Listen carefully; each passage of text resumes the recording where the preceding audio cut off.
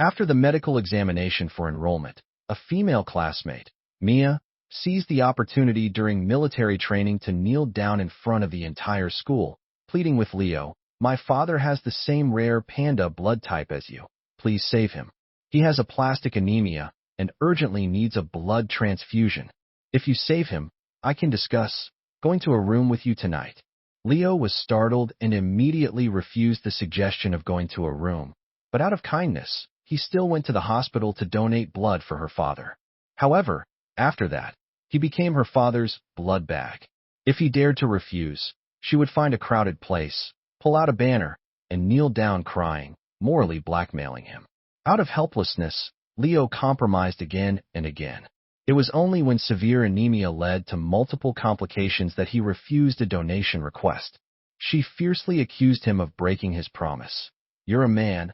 What's the big deal about donating some blood? We women lose blood every month, and we don't have any problems. You were the one who agreed to donate blood. Are you trying to kill my father by backing out now?" Seeing Leo adamantly refuse, she shockingly started a live stream, accusing him of using her and casting her aside. He said, "Sleep with me for one night, and he'd donate blood once. I gave him my precious purity again and again, and now he's turning his back on me. My father is critically ill." After that day, Leo was socially ostracized, becoming a despicable person everyone denounced. He tried to argue, but no one believed him. He begged her to let him go, agreeing to donate blood for her father. But she demanded a high price. "You must donate the blood and pay me 1 million for the loss of my purity." Coming from a rural family, Leo could never raise 1 million. In despair, he hugged her and jumped into the river, ending both their lives. Reopening his eyes, he was back at the day she knelt down to morally blackmail him. "Lynn, classmate, please save my father." After the 1,000-meter run, as everyone was resting on the sports field, Mia suddenly ran over, knelt before Leo, and cried out, "My father has the same panda blood type as you. Please save him. He has aplastic anemia and urgently needs a blood transfusion. If you save him, I can discuss going to a room with you tonight." Instantly, the surrounding classmates were in an uproar, their eyes wide, seemingly confused by what was happening. They spontaneously gathered to watch. Leo, however, clenched his fists the moment Mia rushed out. He had been reborn, back to the tragic turning point of his previous life. This seemingly delicate Mia was a flesh-eating devil. In the previous life, after the school-wide physical examination, the fact that Leo had the panda blood type quickly spread across the campus. Many people curiously asked him, "Is there any difference between the panda blood and the common ABO?" Leo shrugged. "Yes, there is a difference. People with other blood types can easily find blood sources when they need transfusions, but panda blood people have to wait to die if they can't find a source." The students awkwardly apologized to Leo. He didn't take it seriously and just laughed it off. But on the second day of military training, Mia inappropriately rushed out, publicly begging Leo to donate blood for her father. Her father had panda blood, and she claimed he would die without Leo's help. However, when Mia saw Leo absolutely refuse, she opened a live stream to publicly slander him. He said, "Sleep with me for one night, and he'd donate blood once. I gave him my precious purity again and again, and now he's turning his back on me. My father is critically ill." Leo was enraged. He wanted to confront Mia and tell her to be a decent human being, stop the malicious entanglement, and stop repaying kindness with enmity. But Mia never showed her face, only busy sensationalizing the issue online. Leo was left socially dead, denounced as a beast. He had also clarified, shouting himself hoarse, but those people simply didn't believe him. Having no other choice, he still had to attend school and had a future ahead of him. He was forced to beg Mia to let him go, promising to continue donating blood for her father. But Mia demanded an outrageous price. "You must donate the blood and pay me 1 million for the loss of my purity." Leo widened his eyes. "But I never touched you, Mia." Suddenly, someone nearby said, "Drawing blood in an anemic state shouldn't be too much of a problem, right?" Leo frowned, looking around but not seeing who said it. Then, others chimed in. "It just causes dizziness and physical weakness. After a period of rest, it will be fine." Leo, This girl's father is in critical condition. I think you should offer a helping hand. The person who spoke was a female student, which almost made Leo laugh out loud. Just as he was about to retort, Mia crawled over on her knees and hugged his leg. Leo, after the donation, I can cover your medication costs. Blood is regenerative. I really have no other choice. For my father's life, I can pledge myself to you. I'm willing to do anything. The explicit words were spoken again, and this time the surrounding students heard them clearly. Whispers immediately arose. Several sympathetic boys stood up to blame Leo. Are you even a man? It's just drawing a little blood. We'll buy you blood-boosting medicine afterward. Exactly. Look what you've driven her to. Is this worth dragging your feet over? If I had panda blood, I would go donate immediately, even until I'm drained. Hearing this, Leo couldn't help but sneer and countered the boy. You're so generous. How many times have you donated blood? Do you have a donation certificate? There are countless people across the country who need common blood types to save their lives. How many have you saved? Don't be so generous with someone else's suffering and talk so easily. Try getting drained yourself. The boy was left speechless and retreated timidly. Leo then mercilessly pulled his foot out of Mia's grasp and said, Aplastic anemia requires long-term transfusions to sustain life. It can't be resolved in just 1 or 2 times. I suggest you find an organization to sign a long-term blood supply agreement. Otherwise, not even a god can save him. Mia cried. There aren't that many panda blood donors. Leo frowned slightly. Then what do you mean? Continuously drawing blood from just me to perform transfusions for your father while I'm anemic? How is that different from trading lives? What?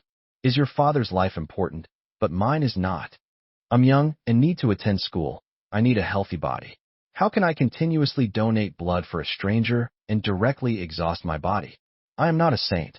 I am just an ordinary person. If it were only one donation, I wouldn't mind even being anemic, and I believe everyone present would step forward to help. The problem is your father cannot be saved by just 1 or 2 panda blood donors. Do you understand? Leo's long speech was not meant for Mia, as she was a devil who wouldn't care about his well-being.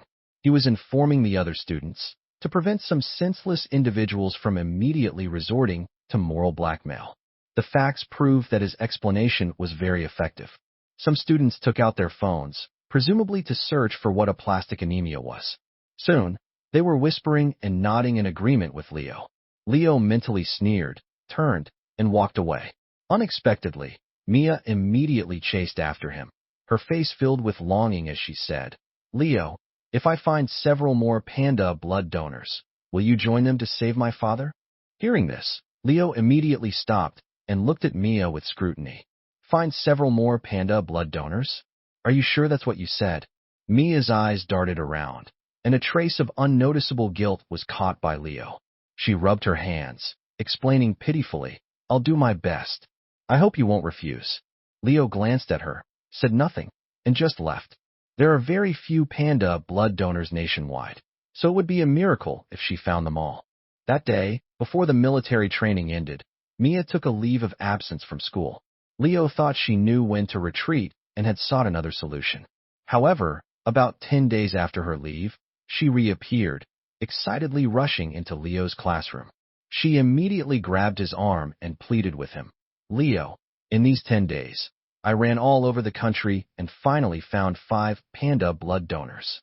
Could you team up with them to save my father's life? The entire class was astonished and asked where so many panda blood donors came from. Mia tearfully claimed she had visited hundreds of hospitals to collect the blood information of 5 individuals. Then, she immediately knelt again with a thud, looking up and begging Leo with a trembling voice. Leo, 6 people are enough. Please help me, okay? Seeing Leo not answering, she even kowtowed to him in front of his entire class, crying heartbreakingly, Without you, my father will die. Leo was once again morally blackmailed, and all his classmates urged him to do good deeds and accumulate virtue. He gritted his teeth, believing there must be a trick. No one with an ounce of sense would easily agree to continuous transfusions for aplastic anemia. And Mia managed to find 5 panda blood donors in just over 10 days? How did she manage to visit hundreds of hospitals and retrieve patient information in just over 10 days? In his previous life, Leo might have been fooled, but after witnessing her cunning, he wouldn't be easily tricked this time. However, he couldn't directly refuse the current situation, or he would certainly be accused of being heartless. So, he said, "Where are the people? Take me to see them." "Who?" Mia asked. Leo was speechless. "Of course, the people with the panda blood type." Mia agreed quickly and immediately led the way, taking Leo to the sports field. It was break time, and there were many people on the field. This cunning individual wanted to use the crowd and public opinion to force Leo to comply again. Soon, 5 middle-aged men walked over. Before Leo could say anything, one of them, holding a blood test report, tried to hand it to him. Leo frowned slightly and asked, "Why show me this? You are not donating blood to me. I am not interested in your blood type." The man immediately flushed and coughed a few times. Mia quickly stepped forward to smooth things over. "Leo, they are all panda blood. As long as you agree to save my father with them, I will." "Stop right there." Leo suddenly raised his voice and said to Mia, "Don't keep using pledging myself to talk nonsense. First, I am not that kind of person. Second, I have no feelings for you. And finally, I advise you, both men and women should not be too frivolous, or they will be looked down upon." The students nearby all turned to look, and many gave Leo a thumbs up. Mia's face instantly darkened, and she nodded nervously. "Leo, please don't misunderstand. I was just afraid you would feel you wouldn't get anything." Leo sneered. "Things that are easily obtained are likely a scam, and I am not interested anyway." Leo looked into Mia's eyes and said calmly. Mia avoided his gaze, frequently nodding to cover her embarrassment. Then, "Leo, can we save my father now?" "No hurry. I haven't seen the blood tests. I need to personally watch them draw blood and test it to confirm they are panda blood." Leo stated his thoughts directly. Mia, however, suddenly broke down and said, "We can't delay any longer, or my father will die." Without waiting for Leo to say anything more, she resorted to her old trick, staging another act of moral blackmail. She knelt, kowtowed, and cried hysterically, "Leo, my father is in danger every day, waiting for blood to save his life. We can't wait anymore. I have gone to great lengths to find 5 panda blood donors. The 6 of you can effortlessly save my father. Please, don't delay any longer. Or, Leo, tell me what you want, and I will do my best to satisfy you." Leo admitted she was good at creating a scene. A few sentences had already gathered the nearby students. Seeing the crowd grow, she cried even harder, completely collapsed on the ground, and hugged Leo's leg. Someone immediately stepped forward to scold Leo. "Last time you complained that there were too few people, and now that she's found so many panda blood donors, you're saying there's no hurry? Are you even human?" "Exactly. You're one way in front of people, and another way behind their backs. It's easy for you to not care when it's not your father." Leo laughed in anger and immediately retorted, "Are your heads empty?" As soon as Leo spoke, the students were offended and even prepared to fight him, rolling up their sleeves and eager to charge. Leo continued slowly. "Isn't it a standard procedure to draw blood and test it once before donating to confirm blood type and health status? According to you, should we just take a test report and immediately transfuse the blood into the patient? If the blood type doesn't match or there are other errors, it's not just critically ill, it's instant death. I'm genuinely curious how you all got into university. Did you study moral blackmail for 3 years in high school? Huh." Those individuals bit their teeth in embarrassment and were left speechless again by Leo. Leo ignored them and said coldly to Mia, "You don't need to choose a crowded place and use public opinion to force me to donate blood for your father. I'll make it clear to you. I donate when I feel like it, and I don't when I'm annoyed. And you have annoyed me multiple times. Lead the way. I'll first see if these 5 people are actually panda blood. Or classmate." Leo looked down at Mia and asked word by word, "Did you hire 5 actors, planning to trap just me in the end?" Leo's words were spot on. Mia hadn't shown any abnormality until he said the last sentence, when she immediately became anxious and insisted she hadn't. Leo smiled and nodded. Seeing her panicked expression, he already had his answer. Immediately, she led the 6 of them to a hospital. It was the most infamous private hospital in the area, one that had been exposed for accepting bribes 2 years ago. Mia claimed the hospital's blood tests were authoritative. The 5 men nodded and praised it like fools. Leo remained silent throughout, following them to have his blood drawn and sampled, watching the spectacle. In less than an hour, the blood test results were out. The 40-something nurse, holding the test slips, said they were all panda blood. Leo held back his laughter and reached out to take the 5 test results. Glancing at the personal information, Leo found that all 5 people were from the same nearby province. So, Mia had very good luck. Was her father not supposed to die? She managed to find 5 panda blood donors from the same place. The hospital had few people and a small audience, so Mia's back was not so bent. She stood straight, squeezing out a few tears. Leo, let's go to the blood donation room now. Yes, saving a life is urgent. Let's go quickly. The other 5 also urged him. Leo smiled slightly and immediately stated, I can't donate at all. They all froze. Mia frowned. What's wrong? Wasn't it clear before?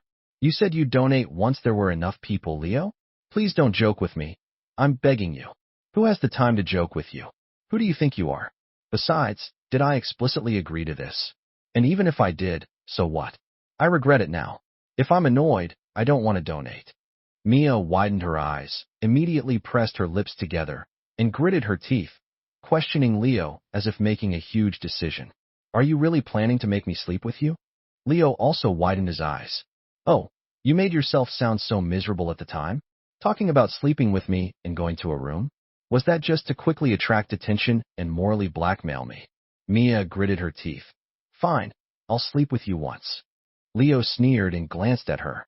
I have no interest in people who are so quick to offer to sleep with others. Then, he turned and examined the 5 panda blood uncles. He asked them, where are you all from?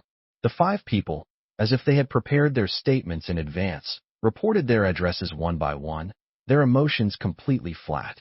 It seemed flawless, but they obviously hadn't anticipated that the blood test slips had completely exposed them. Furthermore, Leo believed that any normal person being interrogated so aggressively by him wouldn't be this calm. They were here to save a life, so why should they tolerate him? Leo continued to ask with interest. Do you know the condition of the person receiving the donation? They said in unison, aplastic anemia, we know. Saving a life is urgent, young man. Leo smiled slightly and waved his hand. Then you save him. 5 people should be enough to maintain him for a while. With that, Leo was about to leave. Mia was stunned and quickly ran up to him. Leo, what do you mean? Are you playing games with me? Leo said, do you think you're so easy to play games with? You think too highly of yourself. Leo, what are you doing? Refusing to save a life? Are you still human? Believe it or not, I'll expose you immediately and make you socially dead. Leo stopped in his tracks. Mia stood one step in front of him, panting as she continued to threaten him. You're a university student. You should have some awareness. Someone is waiting for you to save their life right now. I advise you not to be ungrateful. I've been patient enough with you. Humph. Leo showed a look of disdain. Classmate, take care of yourself first. With that, he walked away without stopping. Early the next morning, on his way to the cafeteria for breakfast, Mia suddenly appeared with her team, loudly blocking Leo's path. They pulled out a banner, tears flowed, and she knelt with a thud, begging him to fulfill his promise and save a life quickly. The same scene from the previous life had returned. She was threatening him just yesterday. It was a shame this woman wasn't an actress. However, this situation still reminded Leo of past events.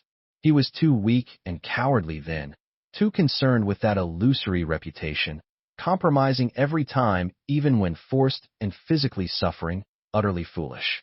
That person was gone now. Moreover, Leo now held a critical piece of evidence, enough to deal with the current entanglement. Therefore, facing this situation, his mind was calm. He didn't even flinch and prepared to walk past them indifferently. But the angry classmates blocked his way, loudly questioning why he wouldn't donate blood and ordering him to go to the hospital immediately. Leo took a step back and scanned them one by one. So, I can't even decide what happens to my own body now. Her father is waiting for blood to save his life. You're not fit to be our classmate if you refuse to save him. Leo found this statement hilarious. What? Do you think you're so great? Do you think you're Ma Yun and everyone else is queuing up to be your classmate? You all think too highly of yourselves. Besides, she already found 5 panda blood donors for her father. What difference does one less person make? The donation can't happen without me. Leo then glanced at Mia, who looked uniquely pathetic in the crowd. I told you last time to take care of yourself. My patience has limits. It seems you didn't listen. Mia flinched. Leo guessed that in that instant, she understood his meaning. After all, she had repeatedly caused trouble, so it was only natural for her to see that he had become wary of her. But Mia rolled her eyes, squeezed out 2 streams of tears, and approached Leo. She then said something that almost caught him off guard. I already slept with you. You can't go back on your word. You can't do this. As soon as she finished speaking, before Leo could react, a male student punched him in the face. You bastard, you're an animal. Leo was furious. He grabbed the boy's collar and slapped him several times, finally choking his neck. Why did you hit me? You deserved it, you bastard, spit. The boy tried to spit at Leo, who dodged and kicked him. This completely ignited the crowd. Dozens of people were eager to come up and beat him. Leo quickly dug out a brick from the edge of the flower bed and held it in his hand, warning them not to mess with him. The chaotic situation was exactly what Mia wanted. She cried even louder, begging everyone not to hit Leo, and instead pleading with him to donate blood. Then, she leaned in close to Leo, looking up tearfully. But in the depths of her eyes, Leo saw strong defiance. Her expression seemed to say, now let's see if you'll compromise. Then her mouth curved slightly upward and then steeply downward, and she called out to Leo with a choked voice. Lynn. Leo slapped her without hesitation. You're taking advantage of my kindness, aren't you? Mia was stunned. Her previous audacity was slapped away. The next second, she stood up, trembling, and took out her phone, saying in a voice only the 2 of them could hear. You brought this on yourself, bastard. Then she publicly started a live stream. The other students immediately surrounded Leo, afraid he might run away. Some also shouted for a teacher or the police. Leo stood still, quietly watching Mia perform while ensuring his safety. Mia cried to the camera, recounting her experience. She exaggerated, claiming Leo forced her to sleep with him in exchange for the blood donation. When she became emotional, she pretended to faint several times, needing to be supported by other students to continue her choked speech. Her voice was hoarse. He said, sleep with me for 1 night, and he'd donate blood once. I gave him my precious purity again and again, and now he's turning his back on me. My father is critically ill. How can I go on living? After hearing the whole story, the surrounding students looked at Leo with red eyes, wishing they could devour him alive. The male students were even angrier, gritting their teeth. If they didn't see the brick in Leo's hand, they probably would have rushed up and stomped him on the ground. After Mia finished, she immediately turned the camera toward Leo. Please, fulfill your promise, okay? You can't play with me like this. Leo didn't flinch, just standing there, letting her spread rumors and slander him. He was waiting for an opportunity, and it was about to arrive. What's going on? Who's fighting?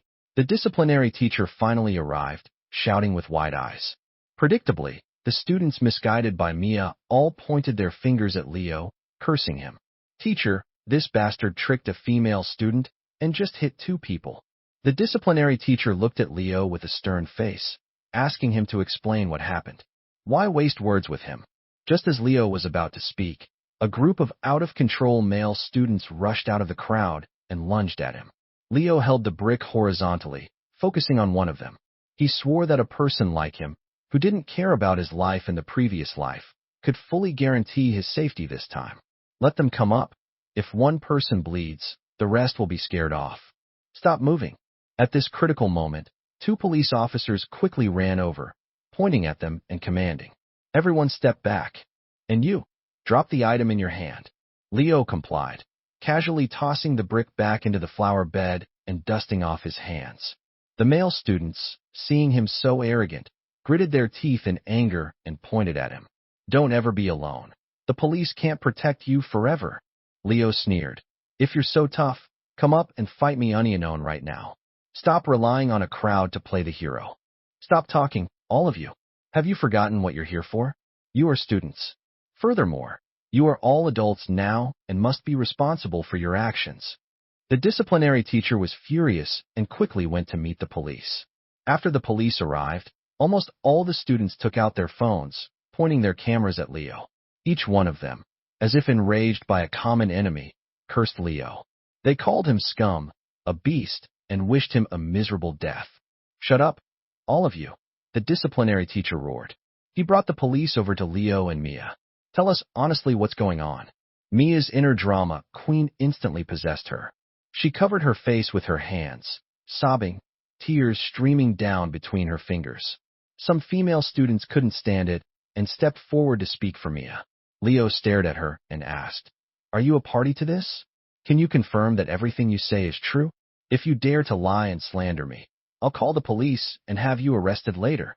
The female student cursed Leo with her lips and was ultimately scared off. The disciplinary teacher patiently comforted Mia, telling her to stop crying, speak clearly, and that the police were there to uphold justice for her. Mia wiped her tears, her body shaking with sobs. My father has panda blood and aplastic anemia, waiting to be saved. Leo has panda blood, and I begged him to save my father. He secretly demanded. He demanded that I sleep with him." Mia broke down crying. The two police officers and the disciplinary teacher all looked at Leo, their eyes full of condemnation. Mia continued to cry. "He tricked me, and now he won't save my father. I don't want to live anymore." In an instant, the entire crowd was agitated, demanding that the police take Leo away and punish him severely. The noise was so loud that even the police and the disciplinary teacher couldn't quiet them. Then, someone suddenly shouted, "Post this bastard's disgusting actions online to make him socially dead. People like him don't deserve to live in this world." Immediately, dozens or even hundreds of students lowered their heads to manipulate their phones, and some even provided narration for the video. After doing all this, they followed one person's suggestion, created a unified live stream title, and instantly launched hundreds of live broadcasts. Everyone start a live stream. "I'm so angry today I could spit blood. How can a scumbag like this exist in our school? He should just die. Cyberbully and doxing him. We'll announce all his personal information later. What are you all doing? No recording, no posting." The disciplinary teacher was anxious. He was likely worried about the school's reputation and tried to stop all of it. However, the tearful Mia asked timidly, "Teacher, should my purity just be soiled like this?" "Well said." Leo smirked and immediately stepped forward. Seeing hundreds of phones live streaming him, he realized the opportunity had arrived. He deliberately adjusted his standing position to ensure every phone camera was accurately pointing at him. "Hey, classmate, you're blocking the phone behind you. Squat down a bit," Leo reminded one tall student. The student woodenly lowered his head. Leo then turned and moved Mia's phone closer. He looked at it closely. Good grief. There were tens of thousands of people in the live stream, all cursing him. The comments were overwhelming. The disciplinary teacher rushed over to pull Leo away. "What are you trying to do? Haven't you embarrassed yourself enough?" "Embarrassed? Teacher, are you referring to the female student acting out a tragic soap opera?" Leo pointed at Mia. Mia visibly panicked. Seeing Leo so calm, she finally realized the situation was wrong. But unfortunately, it was too late. The way she used public opinion to destroy him in the past life was the way he would return the favor this time. Leo immediately pointed Mia's own phone at her, accurately recording her expression. Leo asked, "Classmate, why are you panicking?" Mia trembled and said she wasn't. Leo said, "Oh," and took out his phone, opening the voice recorder. The moment he pressed his finger, the recording started playing Mia's words when she threatened him at the hospital. "What are you doing? Refusing to save a life? Are you still human? Believe it or not, I'll expose you immediately and make you socially dead. You're a university student. You should have some awareness. Someone is waiting for you to save their life right now. I advise you not to be ungrateful. I've been patient enough with you." The originally restless scene instantly quieted down. Mia stood up in panic, desperately trying to explain. "That's not what I said. It's fake. I never said that. He must have synthesized it." Leo sneered. "I knew you wouldn't admit it. It doesn't matter. I have other good things." Leo then pulled out the 5 blood test slips. He unfolded them one by one, ensuring every camera could capture them as clearly as possible. "Look closely, everyone. These are the 5 panda blood donors this classmate mentioned. This classmate found them from all over the country, but if my eyes aren't mistaken, why are all their home addresses the same province and the same city district?" Leo looked at Mia with a questioning and playful gaze. Mia immediately said, "The hospital must have made a mistake. How could it be such a coincidence that there are 5 panda blood donors in the same city district?" Leo chuckled. "That's truly the most ridiculous answer. Do you think a modern hospital would make such a low-level mistake? If that's the case, I completely suspect that even these blood test slips are fake." "No," Mia shouted anxiously. Leo said, "Don't panic. Answer one question first. With so many hospitals in the city, why did you choose that old, dilapidated private one?" Because, Mia stammered. Leo flipped his phone and played the clip where Mia praised the hospital. "This hospital's blood tests are very authoritative." "Stop playing the recording. That's not what I said. You fabricated it." Facing the growing doubts, Mia's composure was starting to crack. Leo continued to taunt her. "Then let's talk about something else. You said I slept with you. Where did I sleep with you?" The tears in Mia's eyes were long gone, replaced by sweat dripping from her forehead. "Other than going to the hospital with you that time, I haven't even left the school gate. Please make your story a little more believable." "Okay," Mia suddenly said. "It was the night we went to the hospital. You dragged me into the small woods and raped me."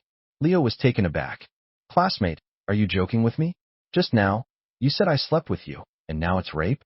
That's a criminal case." Then he turned to the police officers and asked, "In this situation, shouldn't we immediately go to the hospital to secure the video footage? It just so happens that I have the complete recording in my hand, from the moment I left the school gate until I returned to school, and I even exchanged a few words with the security guard. If we take the hospital's video footage and the school's video footage and match them up with my phone recording." Leo smiled brilliantly and asked Mia, "Classmate, do you think you'll be finished then?" Mia's body started shaking uncontrollably. Everyone present, including the students, dared not breathe a word, holding up their phones with looks of shame. "All right, let the police handle it." The disciplinary teacher pondered and tried to grab Leo's phone. Leo immediately refused. "No, this moment wasn't easy to get, and I highly suspect that she forced me to donate blood not to save her father, but to sell it." Mia's trembling body suddenly stopped, and she lunged at Leo like a mad woman, trying to snatch the phone. She screamed while struggling, "Stop talking nonsense."